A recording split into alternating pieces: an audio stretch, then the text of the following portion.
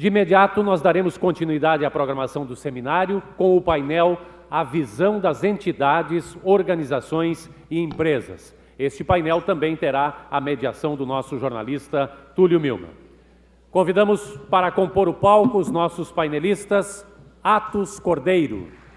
Atos Cordeiro é engenheiro civil pela Universidade Federal do Rio Grande do Sul, diretor da empresa STE Serviços Técnicos de Engenharia, preside a Associação Rio Grandense de Empreiteiros de Obras Públicas, AREOP, entidade que incentiva o aperfeiçoamento dos processos de construção, a eliminação de desperdícios e a redução dos custos, colaborando com os poderes públicos e as organizações afeitas à pesquisa de processos e materiais de construção. Também convidamos como painelista Cláudio Lieberman. Cláudio Lieberman é engenheiro agrônomo formado na Faculdade de Agronomia da Universidade Federal de Pelotas, ingressou no serviço público em 1977 no IBDF, Instituto Brasileiro de Desenvolvimento Florestal. No IBAMA, foi superintendente substituto no Rio Grande do Sul e coordenador geral de gestão da qualidade ambiental na Diretoria de Qualidade em Brasília e atualmente no Núcleo de Licenciamento Ambiental. No Ministério do Meio Ambiente, ocupou o cargo de gerente na Gerência de Política para o Licenciamento Ambiental, Departamento de Licenciamento e Avaliação Ambiental, Secretaria de Mudanças Climáticas e Qualidade Ambiental. Também convidamos como painelista Luiz Carlos Bertotto.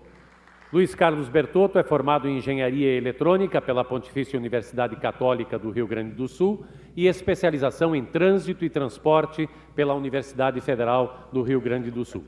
Funcionário de carreira da Prefeitura de Porto Alegre desde 1982, foi supervisor de operações da Secretaria Municipal de Transportes da capital entre 1989 e 92. Na Prefeitura exerceu ainda os cargos de diretor-presidente da Carris, secretário dos Transportes e participou da implantação da EPTC, sendo seu primeiro diretor-presidente.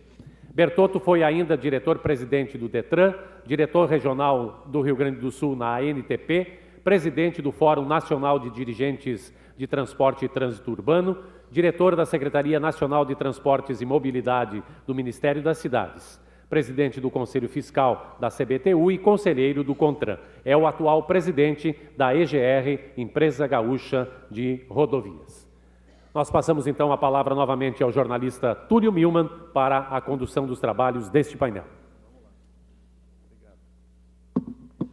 Painel 3, a visão das entidades, organizações e empresas. Dentro do contexto que contempla as partes interessadas à execução de obras e à prestação de serviços públicos de qualidade, identifica-se como atores principais os contratantes, empresas, entidades e órgãos públicos, e as contratadas, empresas e organizações privadas. Cada parte com suas características, com suas obrigações, com suas formas de gestão.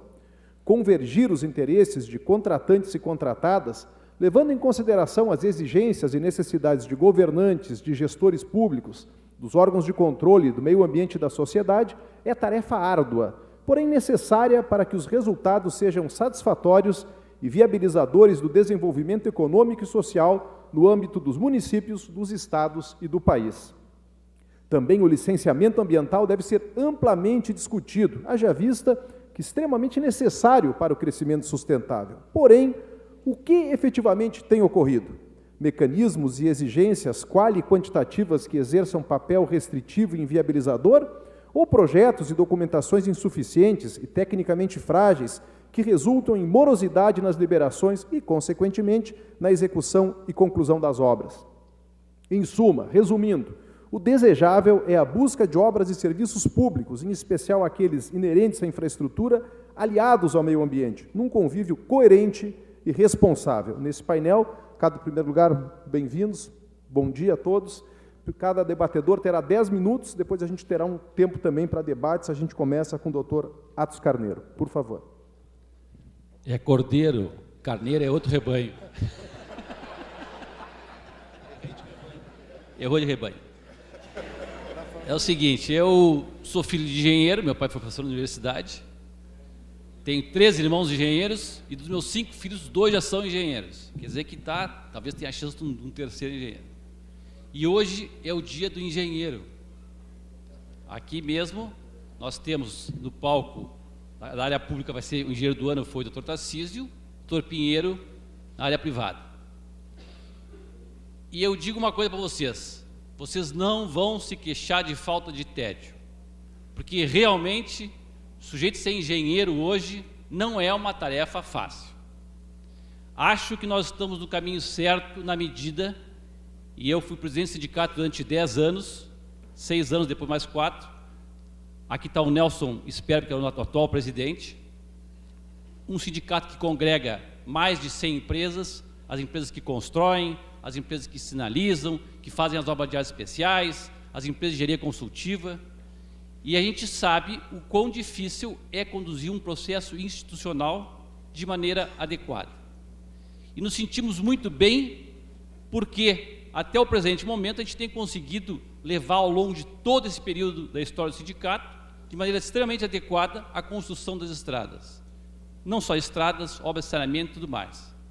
Quando o Dr. Tarcísio fala que no DENIT se investiu um valor de 12 bilhões, o Rio Grande do Sul, no ano passado, teve o maior investimento da história no Brasil. Em todo o estado brasileiro, o Rio Grande do Sul teve o maior. Por quê? Porque foi feita, sim, uma relação institucional extremamente importante, onde as empresas, na instituição do sindicato, junto com o apoio do governo estadual e junto com o apoio do DENIT, se conseguiu viabilizar todas essas obras. Meu pai dizia, a obra mais cara para a sociedade é aquela que não acontece. E cabe a nós, engenheiros, fazer isso acontecer. E aí começam as questões e as grandes dificuldades. Eu venho de uma empresa de engenharia consultiva, uma empresa STE, só para ter uma ideia, nós somos 300 de nível superior, sendo 140 engenheiros, e a gente trabalha por esse Brasil afora, tentando fazer as coisas acontecerem. E aí começam o grande X da questão. E na minha avaliação, eu tive um tempo conversando com pessoas, outras empresas do exterior, e eu perguntei para o sujeito, quanto que vocês só trabalham com projetos? Não, trabalhamos só com projetos. E você não fiscaliza? Não, a gente não gosta muito de fiscalizar a obra, a gente só trabalha com projeto, mas vocês conseguem sobreviver trabalhando com projeto? Sim.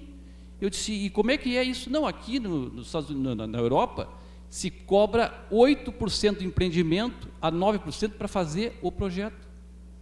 E se demora 3 anos, 4 anos fazendo o projeto. Aqui se cobra 1,5%, ou 1%, ou 0,5%, e aquela loucura, rapidinho, vamos fazer. Não, isso não funciona. A questão toda é planejamento.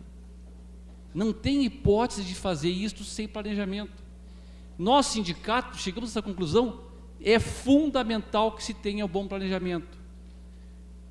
Contratar empresa de engenharia consultiva com pregão eletrônico não existe. Engenharia consultiva é confiança, tem que contratar com proposta técnica e preço. E isso todas as empresas de engenharia consultiva, todas, sejam as maiores, menores, concordam com esse processo. Então, quando nós fazemos e colocamos vias institucional, e aí não é só a questão do sindicato, e a questão do fórum, que é muito bem presidido pelo Silon, que eu acho que onde nós temos um apoio enorme do SENG, do CREA, do próprio FIERDES e tudo mais, como é importante ter esta visão. Uma das primeiras questões que foi colocada no fórum e exigência, e também da Agenda 2020, é constituir ações de Estado. E nesse caso específico, nós, no atual governo, estamos desenvolvendo o PELT, Plano Estadual de Logística de Transporte. Ele vai ter a pretensão de traçar a logística do transporte para os próximos 20, 25, 30 anos. Não só o transporte rodoviário, o aquaviário, ferroviário, dutoviário, aeroviário, enfim, para ter uma visão de longo prazo. E é um processo que se retroalimenta. Se Deus quiser, é um consórcio formado pela SD, Dynates e STE, elas vão entregar isso aí em meados do ano que vem. Então, a questão do projeto é fundamental, planejamento é fundamental. A questão das empresas que executam. Na nossa concepção, existem empresas grandes, médias e pequenas. E existe, serviços para todas elas. É claro que as licitações, elas têm que ter mecanismos que façam com que as empresas do mesmo porte, sobre determinada obra, participem. E aí exigências importantes que são feitas, têm que ser feitas, tipo atestação da empresa, obviamente, dentro dos critérios dos itens mais relevantes. Nós, no sindicato, Nelson e eu, respondemos todas as questões lá. Tem que dar uma explicação para o associado, mas é óbvio que as coisas relevantes têm que ser consideradas. A questão, por exemplo, de exigir usina para a execução das obras. Essa questão que o pessoal, de repente, levanta a questão, pois estão usando usina, querer direcionar como, cara pálida? Tem 20 empresas aqui na região metropolitana que tem usinas. Isso é uma garantia que a obra aconteça. Volto a retornar, volto a falar, a obra mais cara para a sociedade é aquela que não acontece. E aí vem as questões das dificuldades que nós temos enfrentado. Realmente, o nosso setor é uma turma de sobreviventes. O que tem acontecido, as empresas sistematicamente estão com as suas margens cada vez mais reduzidas, e se vocês forem analisar os balanços das empresas, elas estão, grande parte delas, com prejuízo. Por quê? Porque, para nós viabilizarmos uma obra, tem que fazer dentro do prazo ou antes do prazo, senão o custo indireto nos mata. E aí surgem uma série de empecilhos, uma série de dificuldades, uma série de obstáculos que façam que isso não aconteça, né? E aí é um problema.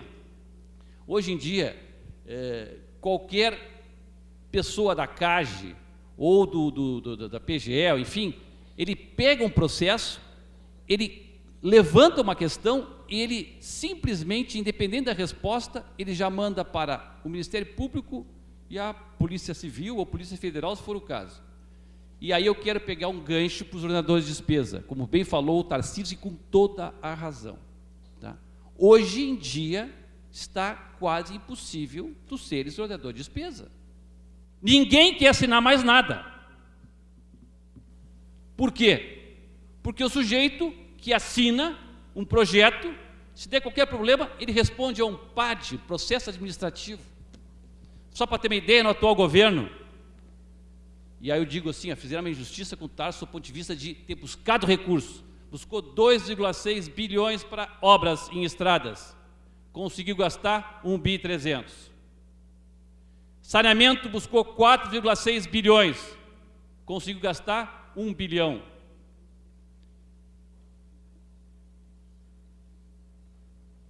Na parte de irrigação, quase 1 bilhão de reais, praticamente não conseguiu gastar nada. Na parte de escolas, se buscou 200 milhões só para projetos e não se gastou 10 milhões de reais. Por que isto? Porque o ordenador de despesa, o funcionário público, ele está acuado, ele fica assustado, ele se sente desprotegido, porque qualquer ação que ele faça, ele pode vir a responder. Então é muito mais fácil de encontrar uma maneira de não resolver. O que o sujeito faz? Ele fica procurando uma maneira para encontrar um motivo para mandar o processo adiante e cair do colo dele. Quer dizer que esse sistema, do jeito que está, fica extremamente complicado.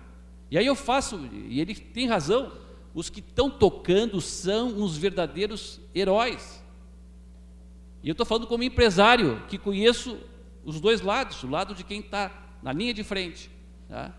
Como ele bem falou, fica respondendo ao Ministério Público, à Polícia Federal. Imagina, nós engenheiros, a gente está se obrigando a fazer isso, tem que começar a entender de processo, e está respondendo e perdendo tempo. Só para ter uma ideia, eu tive na Polícia Federal uma vez, fiquei 4 horas respondendo para o sujeito.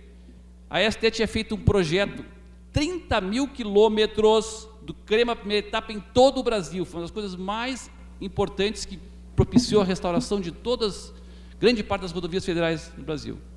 E eu estava respondendo o processo porque no orçamento havia sido previsto a roçada manual, que era um preço superior, e o cara apareceu lá, olhou a estrada e está vendo roçada mecânica. Então tem sacanagem.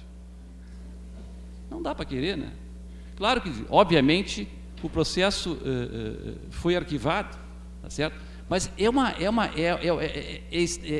é desumano, é desigual esse jogo, não só para os empresários, né, como para os funcionários públicos, ordenadores de despesa. Então, a nossa visão é que esse sistema, ele tem, e aí as entidades, é fundamental essa união.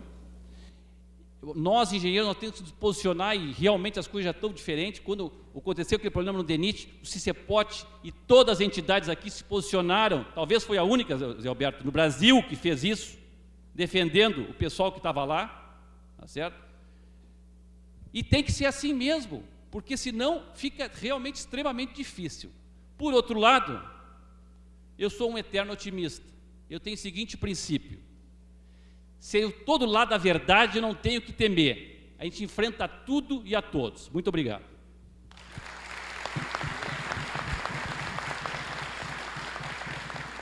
Doutor Cláudio, 10 minutos. Bom dia a todos e a todas. Inicialmente, quero agradecer, em nome do presidente do IBAMA, Dr. Volney Zanardi, em meu nome, o convite do SENGE. Eu vou procurar apresentar aqui o licenciamento ambiental no âmbito federal. Eu quero dizer que todos aqueles problemas que o doutor Freitas apresentou aqui do DENIT, nós também enfrentamos com a burocracia. Vou apresentar a estrutura no Brasília, atividades licenciadas pelo IBAMA no Rio Grande do Sul, processo de licenciamento ambiental federal e as competências de licenciamento.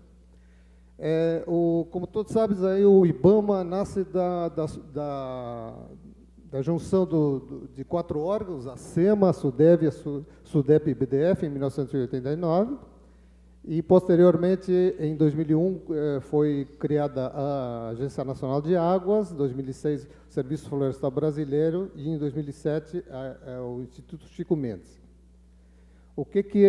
Onde é que nós estamos na estrutura? Eu pertenço ao Núcleo de Licenciamento Ambiental do IBAMA no Rio Grande do Sul, que está diretamente ligado à Diretoria de Licenciamento, a DILIC. Então, nós temos uma presidência com todos os gabinetes, corregedorias e as superintendências ligadas diretamente, e 5 diretorias, né? Os núcleos de licenciamento ambiental são ligados diretamente à diretoria de licenciamento e que tem, por sua vez, 3 coordenações gerais. Uma que é a Coordenação Geral de Infraestrutura Elétrica, a CGN, a Coordenação Geral de Transporte, Mineração e Obras, e a CGPEG, que funciona no Rio de Janeiro, que trata do licenciamento de petróleo e gás. Tá? Vou passar ligeiro, porque 10 minutos não vou conseguir ver tudo aqui, né? Então, os núcleos de licenciamento são, como eu já disse, ligados diretamente à diretoria de licenciamento, né? Esse núcleo aqui de Porto Alegre, ele conta com 8 analistas ambientais, que em relação, vocês vejam que em relação à DILIC em Brasília, a DILIC tem 260 funcionários, né? Analistas ambientais. E em todos os núcleos dos estados, somos 168. A carteira nossa aqui no Rio Grande do Sul tem, por exemplo, a rodovia Rota do Sol, 116, a duplicação da 116, trecho Guaíba-Pelotas, a 285, que é a implantação do São José dos Ausentes a Timbé do Sul, em Santa Catarina, a BR-392, que também, como o Dr. Freitas mencionou, nós temos problemas também com a liberação, a liberação de outros órgãos, como a FUNAI, o IFAM, e nesse caso a 392 esteve um tempo parado exatamente por causa da falta de manifestação da FUNAI. Aqui nós temos também rodovias, né? A 392, nós controlamos as jazidas, né? A 290, que está iniciando agora o processo de duplicação, né? Que também no trecho 1, nós não conseguimos liberar porque falta a manifestação também da FUNAI, que inclusive estamos aguardando para poder liberar esse trecho também. A BR-101 também foi conduzida pelo núcleo aqui, conjuntamente com o suporte da Diretoria de Licenciamento Ambiental de Brasília, né? E a 386 também que está sendo conduzida. Temos outros empreendimentos com a Ponte Nacional de São Borja, Passo de Torres, as hidrelétricas de Machadinho e Itá, e várias linhas de transmissão, né? Itacaxias e outras, né? Mas eu queria entrar direto nas competências depois, né? Também temos parque eólico, né, localizados na divisa com o Uruguai, né? E alguns dutos da Petrobras, quer dizer, que estão sendo conduzidos pelo núcleo. Eu quero entrar aqui uma evolução do que é o licenciamento dentro do Estado aqui, que em 2006 nós iniciamos com 5 analistas e 8 empreendimentos. Hoje já estamos com em torno de 70, 80 empreendimentos, né? E continuamos com ainda com os 8 analistas, né? E com todas as dificuldades, né? Então, basicamente, a gente segue todas as normativas nossas para o processo de licenciamento, que são, no caso aqui, a normativa 184, que conduz todo o início do processo até a abertura e condução, né? Temos também a base do licenciamento, que é a 6938, mas a gente vai aparecer. Mas tudo isso aqui é a 184, que é a instrução normativa do IBAMA mesmo, né? Vou entrar na condução. Então, o processo entra com a elaboração do termo de referência, que hoje, por exemplo, no Estado, a gente tem trabalhado muito com o DENIT, no caso, de já acordar previamente o termo de referência, que aí favorece muito mais o fluxo do processo, né? Então, a partir do termo de referência, entra com os estudos, né? E depois tem o parecer conclusivo, minutas, e vai depois para a coordenação e assinatura da presidência. Então, as competências são fixadas pela 6938, né? 6938, pela 237 do CONAMA, né? Artigo 4º, né? Que praticamente foi referendada agora pela LC 140, né? Que também fixou as competências do âmbito federal, estadual e municipal, né? E aqui nos impactos, né? Por isso que aqui está os impactos diretos. Hoje em dia, por exemplo, no caso do licenciamento federal, seria competência, não é porque seja a área federal, e sim porque o impacto, o empreendimento impacta diretamente a área, né, de fronteira. No caso aqui, nós temos o licenciamento do Parque Minuano, porque está praticamente na divisa com o Uruguai, né? A lei complementar, como já disse, já fixou exatamente as competências de cada um. Nós temos, além das competências normais, temos também o licenciamento de empreendimentos militares. Além de todo esse arcabouço de legislação, tem também portarias interministeriais que têm que ser observadas, quer dizer, os problemas do licenciamento, eu costumo brincar com a questão que o problema do licenciamento para nós já começa na hora da audiência pública. A audiência pública, hoje em dia, a gente costuma dizer que é uma guerra de torcida hoje, né? Porque é a torcida de quem está a favor e quem está contra o empreendimento. Né? E, por sua vez, o licenciamento ambiental se tornou, nos grandes empreendimentos, o Robin Hood da história, né? Você vai solucionar todos os problemas que tem no município, com os problemas com a FUNAI, com o IFAM, com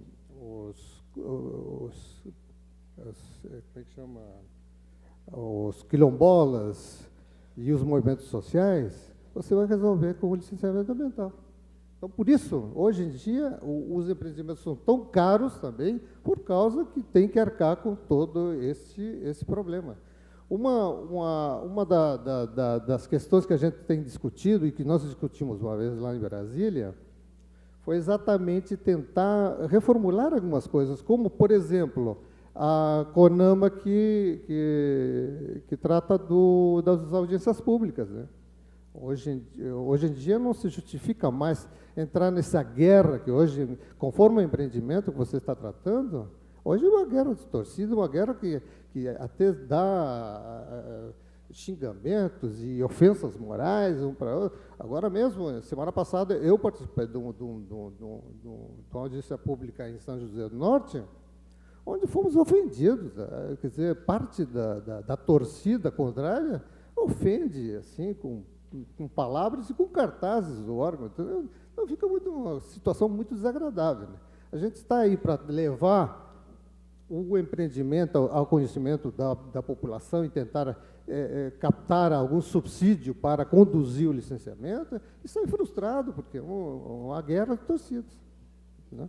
Então, em 2010, procurou, no Ministério do Meio Ambiente, tratar da reformulação da CONAMA, que trata das audiências públicas. Mas, quando chegou no CONAMA, a gente não conseguiu tramitar direito e não foi levado avante. E, no caso dos licenciamentos de grande porte, os problemas com as demandas da comunidade, que começam com o assentamento das populações atingidas, com os problemas das prefeituras atingidas, tem que fazer os planos diretores, auxiliar as prefeituras com planos diretores. Quer dizer, isso para um empreendimento fica extremamente caro, né?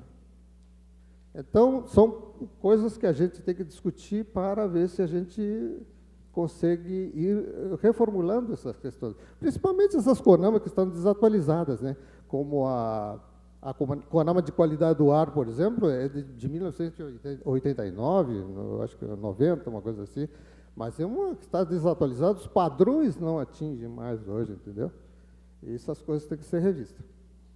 Então, a legislação que a gente procura seguir dentro do processo são todas essas portarias, instruções que estão aí. Vou deixar, vai ficar a apresentação para cópia, se vocês quiserem seguir aí a apresentação, prosseguir da legislação.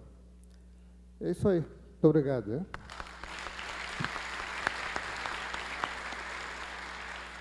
Doutor Bertotto, 10 minutos. Bom dia a todos, a todas. Quero agradecer o convite de participar desse seminário, né, e dizer para vocês que, apesar de ser engenheiro, eu sou meio que um peixinho fora d'água, né, porque essa área que nós estamos discutindo mais aqui, que é de estradas, né, de qualidade, de construção, de infraestrutura, né, nessa área é uma área que eu menos trabalhei na minha vida. Eu trabalhei muito mais na questão do urbano, na questão do transporte urbano, da questão das cidades, da mobilidade. Mas o governador Tarcísio Genro me deu um desafio de montar uma empresa, né, eu acho pelo um pouco da minha experiência de ter trabalhado e montado a EPTC, de ter ajudado a montar o Ministério das Cidades, e o desafio foi mais nesse sentido. Então, eu com certeza já aprendi muito aqui hoje, né, ouvindo ao menos o painel que antecedeu a esse, e que com certeza vou aprender mais ainda hoje aqui nesse seminário. Queria também dizer para vocês, só dar as pessoas, eu acho que muitas não conhecem, né, o que é a EGR, né? A EGR é uma empresa pública do Estado do Rio Grande do Sul, empresa gaúcha de rodovias, é uma empresa pública de direito privado, ela cuida das rodovias pedagiadas do Estado do Rio Grande do Sul. Então, todas as rodovias do Estado que têm pedágio, elas são hoje cuidadas pela EGR. São cerca de 920 quilômetros de rodovia, né? Uma empresa que tem uma malha viária, né, em comparação com o que nós estávamos falando de DENIT, de DAER, muito pequena, então, né, não é essa monstruosidade que a gente tem nesses outros órgãos. Nós temos um faturamento em torno aí de 190 milhões, né, nesse ano, e temos, para ter uma ideia, de contratos hoje, né, com mais de um ano de duração, cerca aí de 240 milhões, né, ou em obras, ou em conservação, manutenção de rodovias, e ainda já trechos de rodovias que nós estamos licitando, né, de duplicação, com mais cerca aí de 45 milhões de reais que nós estamos, né, em fase final de licitação de 2 trechos de duplicação.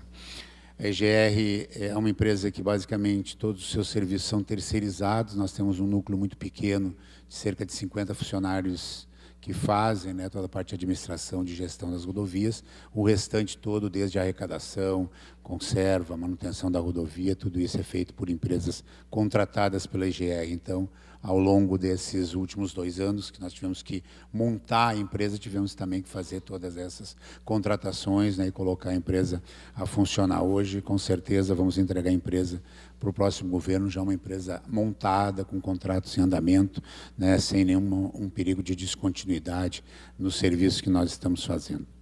Então, acho que o desafio maior de montar a empresa, de fazer com que ela funcionasse, ele se deu, e agora temos que trabalhar para que consolidar e buscar que ela possa seguir o seu rumo, né, de cuidar das estradas pedagiadas do Estado, que possa buscar duplicar estradas dentro desse modelo, né, que foi adotado pelo governo, de uma empresa pública, no modelo de participação da população. Vocês têm uma ideia também, cada região, cada rodovia, tem um conselho. Esse conselho participam os prefeitos, os vereadores, a comunidade, os sindicatos, os representantes da indústria e comércio da região, que junto conosco discutem, né, onde gastar os recursos, o que nós temos que fazer na rodovia, qual é a perspectiva daquelas comunidades de planejamento futuro da rodovia. Então, a EGE é uma empresa que, além, né, de ser pública, ela também tem um modelo de pedágio que é decidido junto com a comunidade, o gasto, né, e onde nós vamos gastar esses recursos. Feita essa breve apresentação da EGR, eu também não vou me estender muito, né, no debate. Como eu disse, eu sou de conhecimento ainda, né, muito novo, né, nessa área que a gente está discutindo aqui hoje, mas algumas coisas das experiências antigas também acho que são fundamentais para a gente poder fazer nesse debate. Eu estava vindo para cá, eu também não faço mais apresentação, né, porque a gente faz uma apresentação e chega aqui e é completamente diferente, né, daquilo que a gente tinha pensado em apresentar, né? Doutor Roberto, que ponte, quero dizer uma coisa, nós pagamos em 30 dias, tá? Nenhuma empresa que trabalha para nós recebe além dos 30 dias, não é Atos, né? Não tem nenhum problema. Então, a EGR paga, às vezes, para vocês terem uma ideia, as empresas de arrecadação, elas faturam no dia 25, 26 e até o dia 7 do mês seguinte elas recebem, tá? As empresas de construção aí, que trabalham nas rodovias também, no máximo em 30 dias, nós temos pago, quando, se não, em 15, 20 dias, dependendo, né, das medições e do tempo que a gente tem também para comprovar os serviços que é necessário. Eu fiquei pensando na questão ali da qualidade de serviços das obras públicas, e o debate que eu vi foi sobre as questões de como licitar, de como a gente paga, de como a gente arrecada. E o que mais me impressiona é que nós temos um período que o próprio Atos disse agora, o pessoal do DENIT, todo mundo falou, nós temos muitos recursos. Recursos, eu não digo que sejam além dos necessários, mas são recursos muito vultuosos para poder fazer obras, para poder trabalhar, né, na melhoria da infraestrutura do nosso país. E a gente fica muito, acho, nessa discussão de como licitar, por que licitar, de que maneira licitar, se tem que ter preço, se tem que ter orçamento, se tem que ter projeto, né? E isso é fundamental, todas essas questões. Agora, acho que a gente tem que se preocupar um pouco mais da qualidade daquilo que nós vamos entregar depois para a população, realmente, né? De como é esse serviço, de como é essa obra que nós estamos integrando e entregando para a população. E dentro dessa questão da qualidade, hoje, para mim, é fundamental o tempo. O tempo, ele, hoje, para qualquer obra desse país, ele é extremamente importante, porque quanto mais nós abreviarmos esse tempo, com certeza, essa obra vai chegar mais rápido e a população vai se beneficiar mais rápido e o país também mais rápido dessa coisa. Então, quando a gente fala, às vezes a obra pode ficar parada que ninguém vai ter prejuízo, não.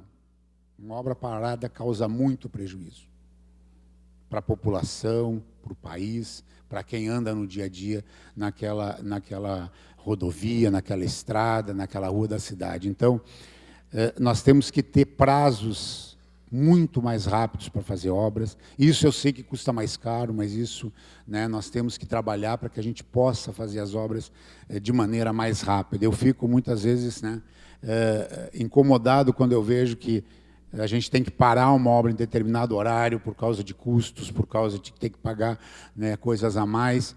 Eu, como moro em Porto Alegre, eu fiquei muito chateado que muitas vezes as obras, né, que precisavam ser feitas, elas paravam no sábado e no domingo, né? A gente tem estimulado as empreiteiras que trabalham para nós, que elas trabalhem, que botem mais equipes, que a gente possa trabalhar no fim de semana, né, quando possível. Também tem horários que é impossível de trabalhar. Porque o tempo, para mim, hoje é um fator muito importante, né, na construção desse país novo que nós queremos. E, para isso, né, nós temos que ter mecanismos, e eu acho que essa discussão anterior também, de como licitar, que tipo de licitação se faz, ela é fundamental para que a gente possa ter menos tempo para fazer a licitação, para poder ter mais tempo, inclusive, para fazer as obras, né? Vale também para os mecanismos de controle, para os órgãos de controle, para os órgãos de licenciamento ambiental, para que a gente possa ter a maior celeridade disso. E nós, quando chegamos na IGR, nós buscamos, até por determinação do próprio governador, que a gente trabalhasse com mecanismos mais rápidos, né? Nós hoje não dependemos, por exemplo, da CELIG para fazer licitação, somos nós que fizemos as nossas licitações, mas que a gente também pudesse inovar. E a gente, com esse arcabouço de leis, de modalidades, a gente acaba tendo muitos problemas. Por exemplo, nós vamos fazer a licitação de algo que é muito simples. Até foi dado exemplo aqui na questão da roçada, né, ser manual ou ser mecanizada. Nós queríamos fazer um modelo muito mais parecido do que as concessionárias tinham, né, as concessionárias privadas tinham de contrato, né, para manutenção mais ordinária, aquela que faz roçada, que pinta meio fio, que limpa bueiro. E nós tivemos uma discussão de cerca de 6 meses, né, com os órgãos de governo, porque a IGR ainda não tinha estrutura para fazer aquela licitação, para poder montar um edital da maneira que nós queríamos, né? Que era um edital onde nós pagaríamos, né, não mais aí por metro quadrado, mas por quilômetro, que a gente tivesse um preço fixo, né, mensal, para poder ter uma empresa que estivesse no cotidiano da rodovia, que é o que todas as concessionárias fazem no país inteiro. E nós, como uma empresa pública, tínhamos que seguir um outro ritual. Brigamos, discutimos e conseguimos fazer aquele modelo que nós queríamos. Então, acho também que a gente tem que trabalhar um pouco mais na questão da inovação, de buscar novos rumos. Eu acho que, quando se fala, né, em outros meios, outras maneiras de licitar, eu acho que pode ter problemas, acho que tem problemas, mas a gente viu, né, pelos dados que está funcionando bem, né, o RDC. Eu acho que a gente tem que buscar esses novos meios e buscar aprimorar esses novos meios, não ficar aí, né, a gente falou aqui, 21 anos da nova lei de licitações e ela ainda não está consolidada. Né? E a gente, então, fica, né, mais preocupado, muitas vezes, de consolidar uma lei, de buscar mecanismos de controle de maneira excessiva, do que fazer realmente com que o país funcione. Eu vou dar um exemplo lá atrás para encerrar para vocês, né, dessa questão de licitação. Eu estava na Carris de Porto Alegre quando houve a transformação lá da 4.300, eu acho, para 866, né? Que as empresas de economia mista naquela época não precisavam fazer licitação. E nós passamos, então, a ter que fazer licitação pela 866. Então, tivemos que fazer toda uma transformação, né, dentro da Carris, e isso fez com que a gente, na realidade, perdesse um mecanismo de negociação extremamente importante, que era poder discutir com os fornecedores o preço.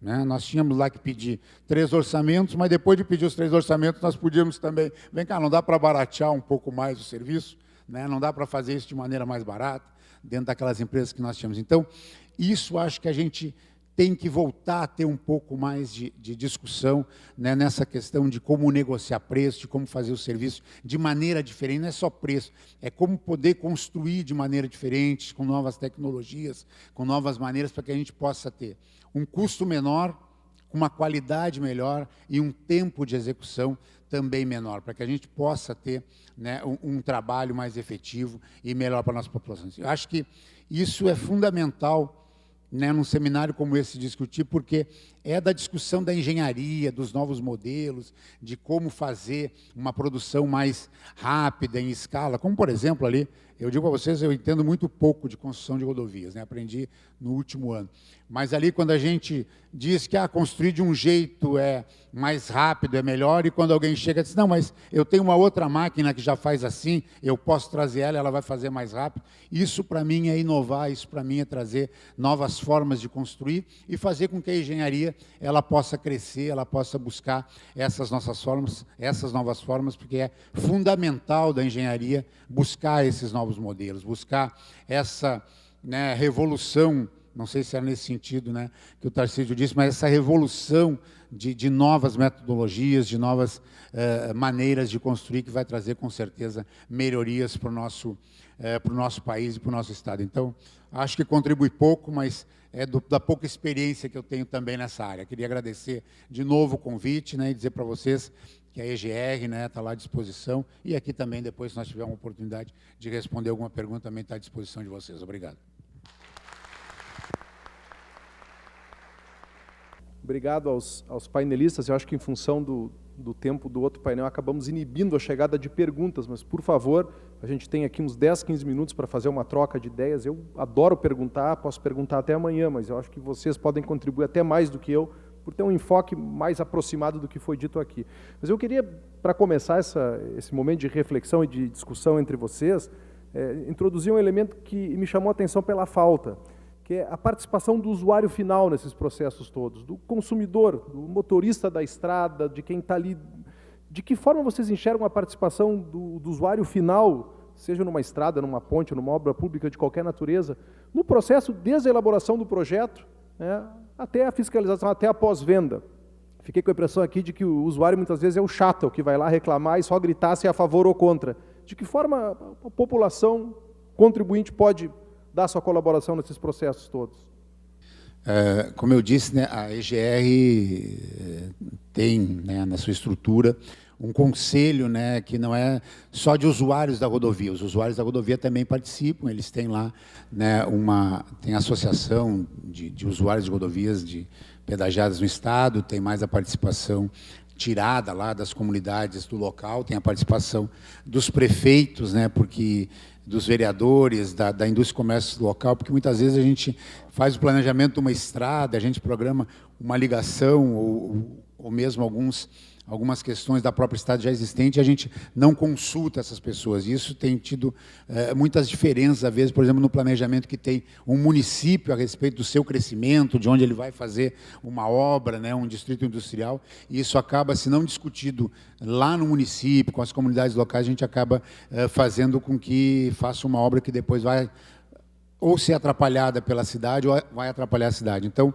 acho que esse conselho que nós temos das estradas pedagiadas, acho que o Túlio responde um pouco a isso. Ali nós temos, e é uma discussão muito boa, né? Vem muitas demandas, claro que vem muitas demandas, muitas vezes pontuais da rodovia, do local, mas elas fazem com que a gente possa ter um conhecimento muito mais rápido, inclusive, das necessidades e da rodovia. Obrigado. Na verdade, nós temos, além do instrumento da audiência pública, nós podemos lançar mãos das reuniões públicas, que são reuniões comunitárias. Por exemplo, quando tu vai fazer uma audiência pública da 392, por exemplo, Pelotas, Rio Grande, normalmente faz uma audiência em Pelotas e outra em Rio Grande. E aquelas comunidades da quinta, ali, do meio, eles não ficam sabendo. E realmente são as que são mais atingidas, né? Então, na verdade, tem que se fazer, nós procuramos fazer sempre reuniões com as populações atingidas, né? E nos empreendimentos lineares, aqueles que são também afetados durante todo o trajeto. Obrigado. Dr. Atos, tem... Obviamente, o objetivo é pretender o usuário, para isso que nós trabalhamos. E é a ação do usuário, pressionando os seus políticos da região e tudo mais, que fazem com que as coisas ajudem a fazer com que as coisas aconteçam. Obviamente, se a gente tiver um plano geral onde isso esteja previsto, certamente isso minimiza, tá? Mas eu queria pegar um gancho porque se tocou no presidente a questão da 448. Essa rodovia do Parque, ela resolveu um enorme problema aqui na BR-116. Nós tínhamos 132 mil veículos dia circulando por 116. Só quem ia de Novo Hamburgo para cá e todo dia sabe o que eu estou falando. Aí foi feita a rodovia do Parque. Num tempo que foi extremamente, numa época complicada, se conseguiu viabilizar e a obra foi entregue. Toda obra de engenharia, toda, tem problema. É normal que tenha problema. 5% de problema é normal. E aí cabe a nós, engenheiros, sim, resolver os problemas. Ali na rodovia do Parque, obviamente, se você pegar os 2 primeiros quilômetros, é tudo obra de arte especial. São praticamente obras de arte, por isso que não tem problema de adensamento. Mais adiante, onde não foram feitas as obras de arte especiais, tem problema de adensamento junto às pontes. Nós somos engenheiros e isto vai continuar adensando até um determinado período. Dá para resolver tecnicamente? Claro que dá, só que gasta-se muito mais.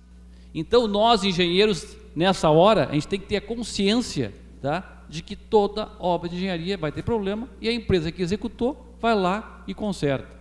Então, e é importante isso porque nós temos que nos defender junto ao Tribunal de Contas, junto ao Ministério Público, daqui a pouco está a Polícia Federal em cima, entendeu? E é uma série de questões em relação às obras de engenharia. Obrigado. A gente tem uma pergunta, eu não sei se é Nancy ou Nancy, eu queria propor para os três a pergunta, mais ou menos, será que vocês conseguem em 1 minuto dar uma impressão final para a gente encerrar? 1 minuto e meio. Tá? Então, diz a Nancy, o interesse comum do contratante, do contratado e do licenciador deve ser o de garantir qualidade nos serviços e obras com resultados positivos econômicos, sociais e ambientais. Qual a sugestão dos senhores para minimizar a zona de atrito entre eles e agilizar os processos? Em 1 minuto é fácil, né? Eu posso começar? Por favor. Nós temos tido uma experiência super positiva aqui com o IBAMA, tá? Com o DENIT, na questão da 116. Muito embora os empreiteiros reclamam muito da demora, mas efetivamente o IBAMA local aqui tem realmente ajudado e tem se construído uma série de soluções. Tá? A gente tem visto isto, e isto passa necessariamente por uma ação institucional do órgão contratante, onde o órgão contratante normalmente terceiriza esse tipo de serviço também, e o IBAMA, e quando as coisas apertam muito, a gente aciona, digamos assim, lá em cima, aí vem a decisão de governo no sentido de fazer com que o pessoal atue. O problema do IBAMA, e quem tem que defender é ele, é a questão de estrutura. É complicado ter um programa, ter uma quantidade enorme de obras, tem uma legislação que foi fixada e ele tem que atender aquela legislação. Então, mas a gente tem conseguido, até digo para vocês, não é por acaso que o Rio Grande do Sul teve o maior investimento do Brasil. E este ano, se Deus quiser, se nós não ficarmos no primeiro, talvez a gente fique em segundo lugar no Brasil. Por quê? Porque, muito embora se reclame ainda, aqui esses órgãos ainda funcionam. Obrigado. Basicamente, a gente procura obedecer toda a legislação que o arcabouço de legislações que a gente tem que obedecer. Normalmente, os empreendimentos de grande porte têm aquela destinação de até 0,5% do valor da obra para investir em unidades de conservação, e isso a gente procura observar isso. Quem decide é o IBAMA de Brasília e destinado a destinação dos recursos, quem destina também é o Instituto Chico Mendes, né, que também participa do licenciamento ambiental quando as obras atingem direta ou indiretamente a unidade de conservação. Obrigado. Eu acho que nessa questão eu vejo que o importante era a gente ter um grupo de gestão com a participação de todos esses entes juntos, né? Eu acho que é fundamental que esses entes se reúnam periodicamente para poder resolver os problemas daquela obra, daquela conjunto de obras que tem a ver com esses órgãos. E aí sim, junto com a participação da iniciativa privada, dos órgãos de licenciamento, do órgão contratante, das agências, porque eu acho que com isso a gente consegue verificar o problema de maneira mais adequada e poder resolvê-lo de maneira mais rápida. Porque muitas vezes o que demora muito no governo é a tramitação de um órgão para outro, de um lugar para outro, de documentos, de decisões. Isso, se tivesse uma sala de gestão, um comitê gestor de cada obra, com a participação de todos os órgãos envolvidos, pode ser difícil, mas eu acho que seria muito mais rápido a gente resolver os problemas daquela obra, daquele grupo de obras, do que se a gente ficasse tratando isso de maneira burocrática, né, em cada órgão, porque isso vai causar demora e vai causar problemas de conclusão da obra. Obrigado. Como todos economizaram tempo na resposta, doutor Bertotto, eu vou lhe submeter a possibilidade de responder uma pergunta provocativa, mas acho que ela é relevante no contexto. Então, sobrou um tempinho, vamos lá. Diz que o veneno está na cauda, né? A última pergunta. Como é formado o preço do pedágio? É por critérios técnicos ou por pressão da comunidade e apoio político? Bom, da EGR, vou dizer como foi calculado na EGR, tá? E como nós estamos trabalhando para calcular o preço do pedágio.